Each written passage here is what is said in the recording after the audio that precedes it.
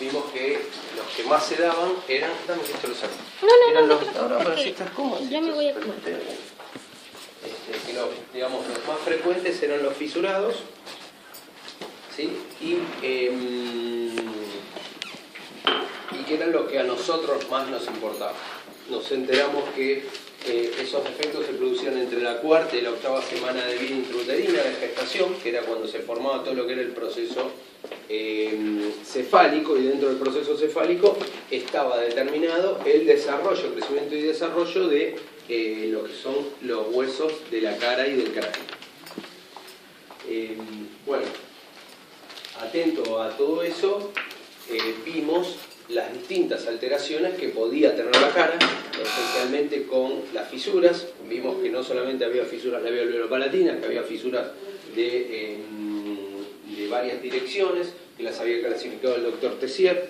Vimos también distintos tipos de alteraciones que tenían que ver con los huesos maxilares, que podían ser chicos, hacia atrás, hacia adelante, para el maxilar, se llamaban pronasia y retronasia, para la mandíbula, prognatismo y retrognatismo, y podíamos tener también alteraciones de forma del mentón. Y todo esto yo les conté que hoy en día, con toda la tecnología que hay, antes se miraba que era defecto de un maxilar, ¿sí? Y en realidad, claro, de un maxilar o del otro, pero que en realidad hoy se sabe, con los estudios cefalométricos, con los estudios por imágenes tan sofisticados que hay, que lo que nosotros nos encontramos cotidianamente es con alteraciones de todos los maxilares, ¿sí? De los 3 maxilares, y específicamente es uno que tiene un gran defecto y el otro acompaña, pero en menor defecto. Es decir, que nuestros pacientes tienen defectos en todos los maxilares, cuando lo tienen. Hay medidas que son estándar, hay medidas que se le llaman border, es decir, hay algunos que están casi por fuera de la norma o casi entrando en la norma, ¿sí? Como lo quieran mirar, y esos son los casos más complejos para resolver con la ortodoncia, porque muchas veces uno dice, bueno, ¿se opera o no se opera? Porque el que tiene clase 3 así, 2 dedos de un overjet invertido terrible de 9 milímetros, no tenemos duda que es un paciente para operar. Pero ese paciente que tiene un borde a borde, muchas veces tenemos la duda si lo tenemos que operar o no. Y los que hacemos cirugía siempre decimos, una vez que estamos entrenados y ya tenemos cierta experiencia, la mejor cirugía es la que no se hace. Si hay que hacerla es cuando realmente el caso lo amerite. Y en esos casos es donde nosotros tenemos cierta digamos, controversia, y ahí están los gustos y técnicas de cada uno, ¿sí?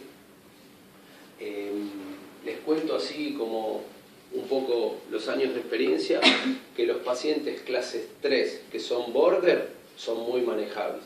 El paciente clase 2 border, nosotros aprendimos que el clase 2, no empiecen todos a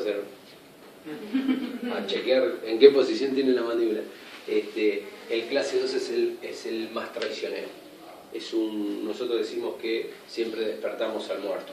Un paciente clase 3 tiene una mandíbula grande, facciones groseras, como muy toscas, muy, digamos, estructuras como muy masculinas, muy así como de hombre enojado, malo. Tiene unos cóndilos, unas ramas, un cuerpo gigante, y tiene una cavidad glenoidea gigante, pero que le encaja el cóndilo y no se mueve adentro, ¿sí? Un clase 2, nada que ver, es todo flaquito, delgado, mandíbula chiquita, rama chiquita, cuerpo chiquito, cóndilo chiquito, cavidad glenoidea normal, consecuente, tuc, tuc, tuc, tuc.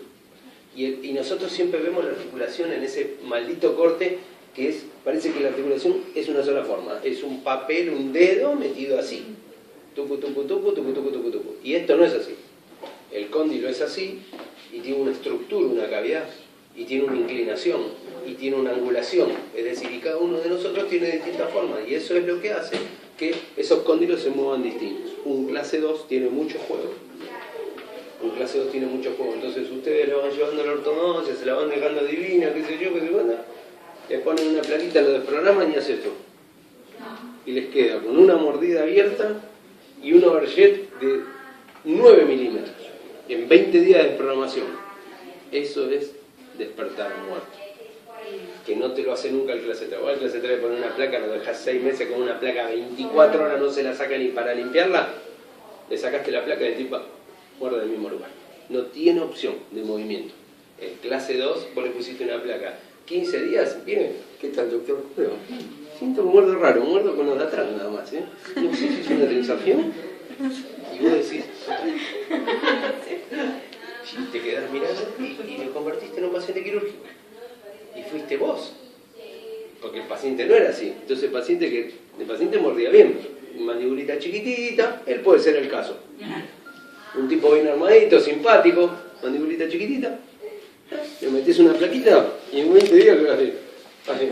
Pero peor. Y encima, claro, quedás hablando, doctor, usted sabe, yo creo que es la placa, porque si no, el chabón vino por ortodoncia y lo hice quirúrgico. Sí, ahí quirúrgico. Y no es quirúrgico, no es que ustedes lo hicieron quirúrgico, es que el paciente era quirúrgico, pero claro, estaba adaptado. Como no tiene potencia muscular, sus musculitos van, se adaptan, se lleva para adelante, no le da cabeza, nada. Metiste una plaquita, le quitaste la propiocepción, se acomodó el cóndilo donde tiene que estar, en la posición más superior y anterior. Pero hace esto. Miren la mandíbula. Él estaba así, bien, tranquilo, con su cóndilo ahí que se movía un poquito. ¿Sí? Lo desprograman, deja de contactar el cóndilo, pierde la propiocepción y hace esto. ¿Entienden? Ese es el movimiento. Con 3-4 milímetros adelante es una mordida abierta. ¿Entienden? Quédate. Pues está cómodo. La lengua se relaja, le da la lengüita y encima se le pone en el medio. Bien, ¿esto tiene azúcar? No, está ahí. Pero con el loco que ya. ¿Cómo? Ahí le dejé la plata porque... ¿Me pagaron entre todos? No, igual todos mala juntos nota, porque el había... que no estudia tiene mala nota. No era esa la intención. No, es el otro café. Sí, yo sé. Ah. Lo que pasa es que lo tiro todo ahí para no echar todo. Porque se me va a enfriar y voy a tener un problema. ¿Y dónde está acá? En el pasillo, ¿no? Cuando tenés que salir corriendo, póngase. Bueno, hice un breve resumen de lo que vimos la semana, la clase anterior, ¿sí? Hoy lo que vamos a ver es todo digamos, el concepto actual de cómo se maneja la cirugía ortognática moderna. Les cuento algo, están agarrando justo una época, ¿sí? Como aquel montañista que está llegando a la punta del Everest y el chabón mira así y tiene 200 metros para llegar. Y ustedes saben que son el tramo más cansador, donde más viento hay, ¿sí? Y generalmente hay nube en la punta. Entonces, y está bien empinado. Y es donde más cuesta llegar. 200 metros, caminaron casi 5.000 metros de altura o 6.000 y pico metros de altura. Y esos 200 metros finales son mortales, ¿sí?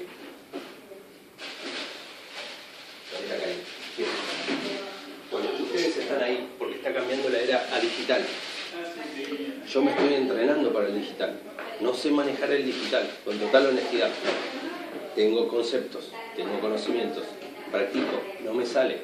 Todavía estoy con el sistema manual, que es todo el sistema de trazados cefalométricos digital, que eso sí ya existe hace mucho, el Dolphin, el Nemocef, ¿sí? Pero hoy los splints se hacen con los CAD-CAM. Una máquina hace los splints, ¿sí? A través de una cirugía digitalizada o informatizada, ¿sí? Para eso hay programas que son carísimos, los traen Nemocef, ¿sí? Hay que adaptarse a operar eso. Y operar a un paciente por la computadora es muy raro cuando uno está acostumbrado a otro sistema. Ustedes están entrando en esa era. Recién en Sudamérica, para Sudamérica, el año pasado, informatizaron el sistema para operar digital, ¿sí? Y hay mucha gente que estamos entrenando, haciendo cursos en distintos, lamentablemente, idiomas, porque viene un belga y te habla en belga de sus programas que acá no existen, ¿sí? Pero no te queda otra porque es el único que viene. Hay unos peruanos que fueron a Dallas y hicieron un entrenamiento, vinieron, lo están dando, buenísimo, pero no tienen experiencia, entonces repiten todo como unos loros y le hacen un par de preguntas y quedan tecleando porque no saben qué contestar. Entonces estamos en la era del cambio. Pero no se desesperen porque les va a pasar en montones de cosas, ¿sí? Esos ruidos no sé qué significan. Bueno, habíamos visto el concepto de esto que es cirugía ortognática, ¿sí? El nombre de cirugía ortognática venía de orto, como ortodoncia, derecho, recto, ¿sí? O correcto, y nático es referente a los maxilares. Entonces sería como, en un tratamiento ortognático sería como enderezar o dejar derechos los maxilares que tienen una mala posición. Las anomalías... ¿Cómo? Que no sea un virus. No, puede ser porque... Puede ser. Virus, sí. Pues sí, porque esta la puse en este pendrive y lo puse. ¿Tenés antivirus? ¿No? No lo he actualizado. Ah. Lo compré y no lo actualicé. Sí, esta la puse en la computadora de la facultad, que en vez de mandarlo a un informático la tenemos que llevar al Muniz, de la cantidad de virus que tiene. ¿Saben lo que es el Muniz? Sí. El hospital de infectología más grande que hay acá. Ay, Dios. Bueno, anomalía. Mirá, ahí me decía que tenía un virus. Ahí me decía que tenía un virus. Ay, ¿en serio? En mi compu me decía que tenía el ABG encendido. Ya Ya está muerta tu computadora. Yo lo cobro. Bueno, anomalías dentofaciales. Podemos encontrar nombres como alteraciones dentomaxilares o anomalías maxilomandibulares, ¿sí? Cuando hablamos, son los distintos nombres que podemos darle a los pacientes que tienen alteraciones, ¿sí? Muchas veces la gente dice, usted tiene una deformidad dentofacial. Le decís una deformidad dentofacial, el paciente te mira como diciendo, este es un hijo de puta. Soy igual a todo. Tengo dos ojos, una nariz, una boca, los dientes. Y ya de movida arrancaron mal, ¿sí? Entonces, cuando ustedes le hablan a los pacientes, hablar de una anomalía es una forma un poco más elegante de decirle una deformidad. Pero también le pueden decir que tiene una alteración dentomaxilar o que tiene una anomalía maxilomandibular. A mí la que más me gusta es hablar de una alteración, buenísimo, porque no agarra el láser ahí. Hablar de una alteración dentomaxilar, ¿sí? Una alteración de forma, pueden decirlo, una alteración de tamaño, de forma, de estructura, etc. Bien, habíamos visto que, lo vimos como resumen de la vez pasada, dentro de las anomalías dentofaciales o las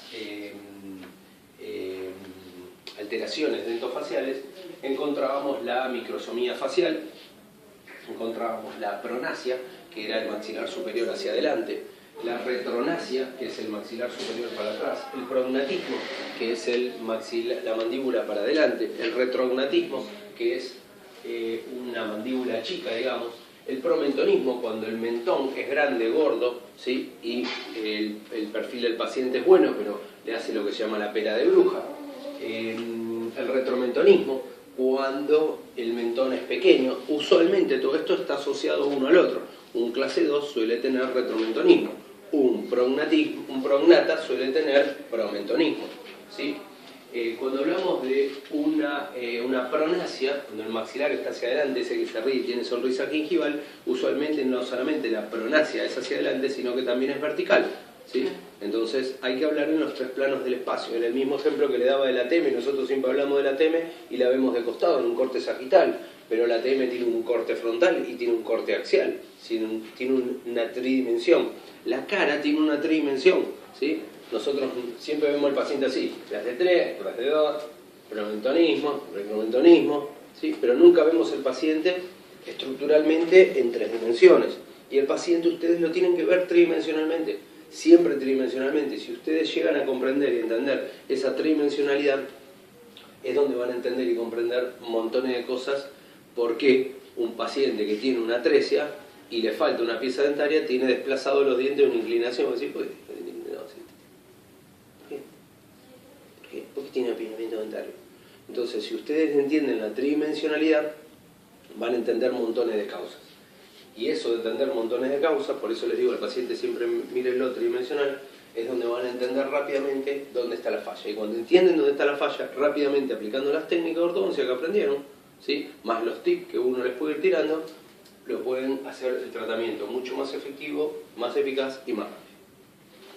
Bien, algo importantísimo que me olvidé decirles es que podemos tener laterosviaciones, hay montones de gente con laterosviaciones, ¿qué es esto? Tu paciente tiene una laterosviación, tu paciente así ya simplemente de verlo tiene una simetría. Y para ver la laterosviación siempre que el paciente hay que verlo de frente. Cuando ustedes están hablando le están explicando que tiene una anomalía dentofacial, que tiene una alteración de forma, de tamaño, ya, y él le dice, no doctor, yo mire, quisiera que usted, y le van viendo cómo mueve la mandíbula, si tiene proyección de malar, el ancho de su nariz, el formato del arco de Cupido, la impronta que genera los maxilares sobre los labios, es decir, el soporte labial. Todo eso lo tienen que ir viendo. Entonces ahí es donde van entendiendo un montón de cosas, ¿sí? Los pacientes que tienen laterodesviaciones no van a encontrar un paciente de la clase 1 con laterodesviación. Ese paciente tiene clase 3 o clase 2 con una laterodesviación, está siempre asociado y encima tiene inclinación del plano. Por eso les digo que hay que mirarlo tridimensionalmente, ¿sí? Y acá lo más importante abajo que dice combinaciones de ellas, es decir, generalmente es la combinación de todo. Bien, las anomalías pueden ser dentarias o esqueletales. Las anomalías dentarias ya lo vimos el otro día, en forma, tamaño, posición, en número, ¿sí? Podemos tener supernumerarios o tener agenesias, etc. Las maneja la ortodoncia. Y las alteraciones esqueletales, que puede ser también por la forma, por el tamaño, por la posición, eso ya es menester de la cirugía. Y un tratamiento de un paciente de este estilo no puede ser manejado de otra manera que con la ortodoncia y con la cirugía. Ahí está lo que les dije, las dentarias, el menester de la ortodoncia y esto de tirar estos tiros, dejó de andar,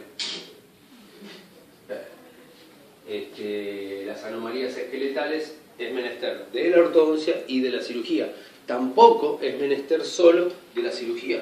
Hoy está sabido y científicamente comprobado que un paciente que tiene una alteración en forma, tamaño y función de los huesos maxilares, si no se le hace ortodoncia previa y postquirúrgica, no hay manera de corregirlo, va a recidivar. Puede operarlo, ¿sí? Yo puedo operar a un tipo que tiene una clase 1 normal, ¿sí? ¿Qué le pasó a esto? Sí, capaz que se mueve el cable.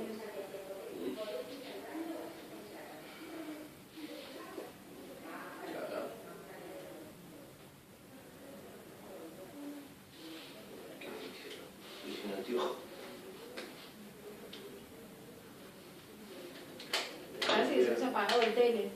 Sí, porque acá funciona, debe ser del... No, la tele no se apagó porque se hubiese encendido el botón rojo.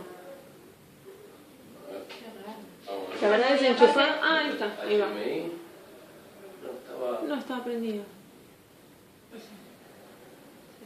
Sí, capaz que no recibe la información de la compu. Función F4. F4. Sí, funciona F4 y... monitor. ¿Esto es? Sí. Modo avión. No, pero es algo de la tele, che. Sí, me suena que es de allá, que no lo cable de algo.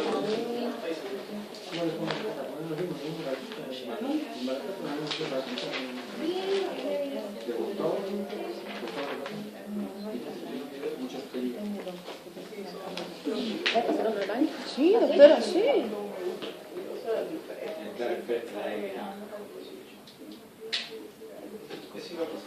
Trabajo. Acá trabaja el doctor Dávalos, el que está en la fundación. ¿Ustedes lo conocen? Ahí trabaja. Y la asistente es la secretaria. ¿Trabajan o viven otras personas? Sí, me parece que sí. Sí, eso. Me parece que... No sé. Trabaja el doctor Dávalos y otras doctoras.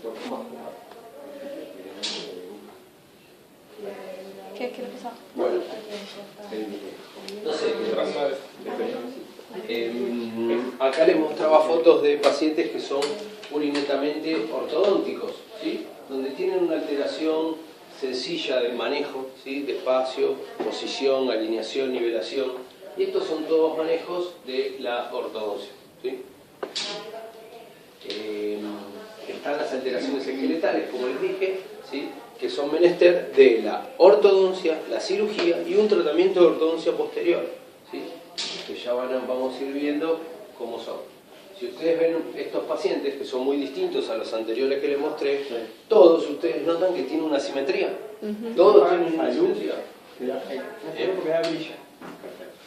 Todos tienen una simetría. Todos tienen un problema en la mandíbula, todos tienen un problema en el maxilar, todos tienen alteración de forma de su nariz, todos tienen alteración de forma de sus caras. Y miren ustedes las caras, aprendan a leerlas. Hay caras largas, hay caras que son con forma de perita, hay caras que son bien redondas, hay caras que son cuadradas. Esos son los biotipos faciales. Y cada uno de ellos puede llegar a tener una alteración de forma, tamaño y función de sus maxilares. Es decir, podemos encontrar como esta chica, ¿sí?, que claramente es dólica, ¿sí?, que sea un prognata o que sea una clase 2 como ella, ¿sí?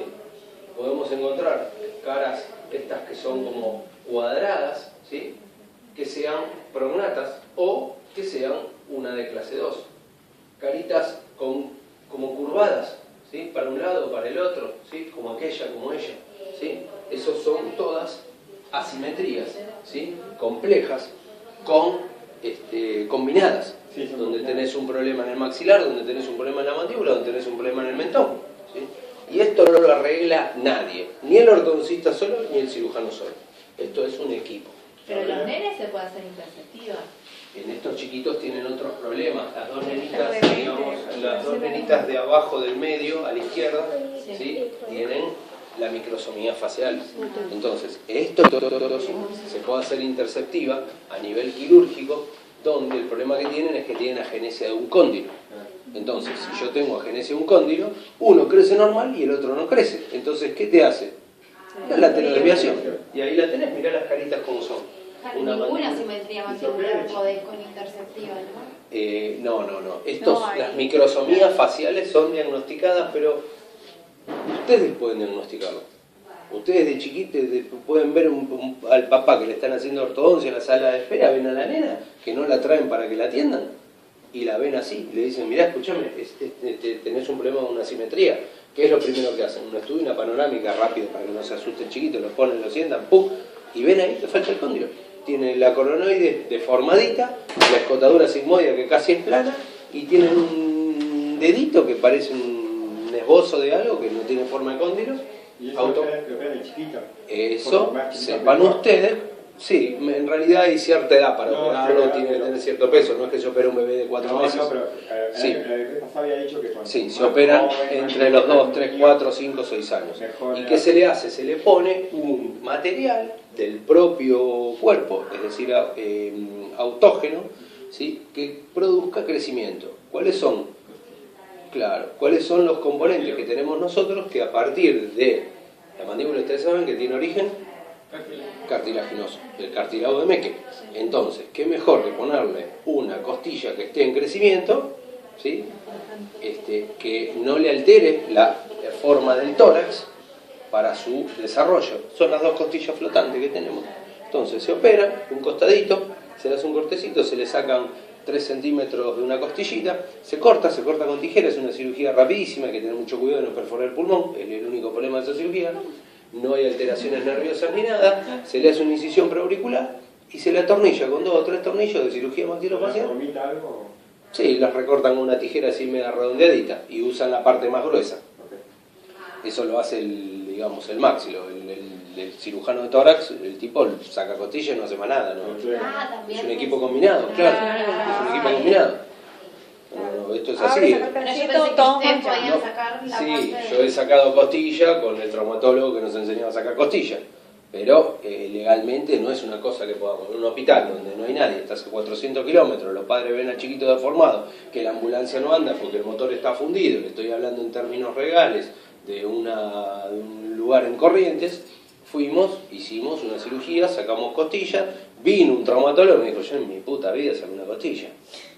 Y le digo, bueno, mirá, ayúdame, vos vas a tener que firmar vos, yo no puedo firmar el odontólogo, saco costilla. ¿Entendés? Sí, quédate tranquilo, che, buenísimo esto, era una novedad en el pueblo, el traumatólogo que catapultaba la fama como que él hizo parte del tratamiento, él le recontra combina. ¿Entendieron? Y a mí me encantó porque yo me saqué una costilla y nadie me rompió la bola de la cirugía, no, tocito, no. Porque cada uno pisa le gusta como los perros, hacen es su árbol, ¿me entienden? Bueno, entonces son cosas que se hacen y ese cartílago permite empezar el crecimiento y desarrollo y probablemente ya quede con una simetría, porque ya si este nenito lo agarraste a los 7, 8 años no es lo mismo que agarrar a los 2, ¿me entienden? Entonces de grande probablemente necesite una cirugía ortognática, pero no va a ser tan laboriosa, ¿sí? Como una cirugía que se le hizo interceptiva. ¿Me entienden? ¿Me entendieron o no? Sí. Bien. Y ustedes son responsables de diagnosticar esto. Si ven un leporino, no le dicen al padre, mirá, sí, el labio leporino, no sabés, sí, yo sé que lo operan. Y ustedes la miren con esa preocupación, el padre que no entiende un carajo, si el profesional le dice eso, se demora para todo. Si usted quiere pegar un tiro, se ahorca con la nena, o el nene fisurado, los dos aparecen tirados en el río, ¿me entienden? Entonces, ustedes son los que tienen que saber que esto se arregla, sí, quédate tranquilo, mamá. Me llamaron el otro día con un nenito que nació con el paladar bífido. Cirugía de 13 minutos, que no tipo que saben. No, quédate tranquilo, ay no, pero me dijeron que ibas a hablar mal. No, sí, si lo dejas así, habla mal. Quédate tranquilo. Y pero ¿cómo puedo hacer? Bueno, tenés que ir a verlo de Dobletti, tenés el número de Dobletti, no, el doctor falleció, yo ni sabía, se había muerto Dobletti. Y bueno, quédate tranquilo, que hay otro que se llama Margaride que también es muy bueno. Se llevó para el orto, habían sido compañeros, pero claro, como los perros, ¿viste? Querían mear todo el mismo árbol. Bueno, todo se soluciona, chicos, eso es lo que voy. Bien, entonces, la cirugía ortognática es un término aplicado solo para la parte quirúrgica. Yo como cirujano digo, hice una cirugía ortognática, ¿entienden? Es solo a un tratamiento quirúrgico de una malformación, ¿sí? Después tenemos el tratamiento ortodóntico, que es el que se le aplica a la ortodoncia en general. Y cuando ustedes tienen un paciente que le tienen que hacer un tratamiento de ortodoncia, cirugía y ortodoncia, el término más adecuado es un paciente con tratamiento ortognático. El ortognático es el paciente que ustedes lo tienen que tratar, son los dueños del paciente en realidad, y en algún momento va a tener que recibir una cirugía. ¿Sí? Porque todo el mundo dice, no, le tengo que es un paciente para hacer la cirugía ortognática. No, es un tratamiento que hay que hacer la ortodoncia, una cirugía ortognática que va a durar 5 o 7 horas, y después sigue la ortodoncia. ¿Entienden? Es para aplicar los términos apropiados, para que ustedes usen términos apropiados, ¿sí? Entonces, tenemos pacientes con tratamientos ortognáticos, y ustedes tienen sus pacientes y tienen su equipo quirúrgico, con un cirujano que es quien les va a hacer la cirugía, ¿sí? Y esas cirugías, siempre recuerden que ustedes son los dueños del paciente, y no es el cirujano quien les tiene que decir cómo operarlo. Ustedes se tienen que juntar con un cirujano que ustedes se sientan cómodos y que el tipo respete las cosas, porque yo he visto montones de ortodoncistas que van con los splints, los llevan, se rompen el culo, hacen los trazados cefalométricos, porque generalmente los cirujanos no lo hacen, y cuando están en el medio de la cirugía operando así, splint de mierda, me hizo para el orto, mirá cómo muere, dame la que ¡tum! Así, ¡ping! Pega la lámpara celítica que cayó por allá. Y después se ponen en los pies del paciente, empiezan como el arquero cuando arma la barrera. Ponete